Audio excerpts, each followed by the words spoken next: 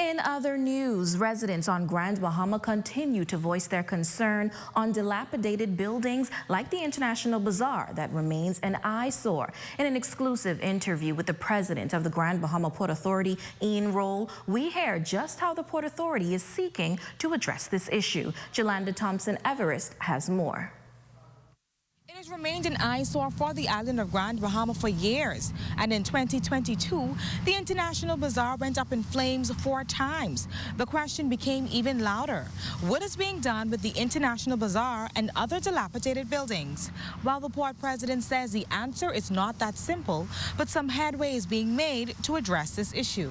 The International Bazaar is owned by a group of companies, but since the closure of the Royal Oasis, the once popular shopping mecca turned into a dilapidated building that eventually became a home for vagrants. However, in speaking with Port President Ian Roll, he says that a conversation took place last year on the sale of the property, but there has been no update since the offer. It's not going to be, that's a very complicated process, and basically due to the fact that you have a number of different owners.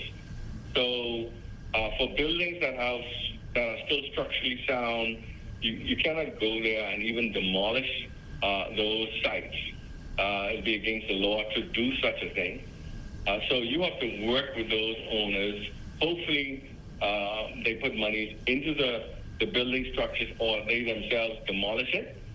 At the same time, you want to encourage the owners to look at opportunities that would present itself to them.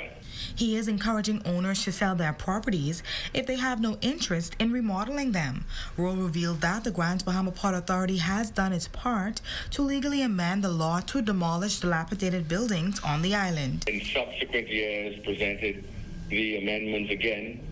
So we are encouraged to know that this administration considering our proposed amendments because they see the challenge that Freeport has, and if we don't do anything now, it'll only get worse in the near future. So just what was presented to the government? For instance, we might not wait until the building is structurally unsound anymore. Based on the aesthetics of the building, or if it's a safety issue, we might have the right to go in, demolish, and then liquidate the asset or the land and have funds paid for the demolition, and then the balance paid to the owner of the property.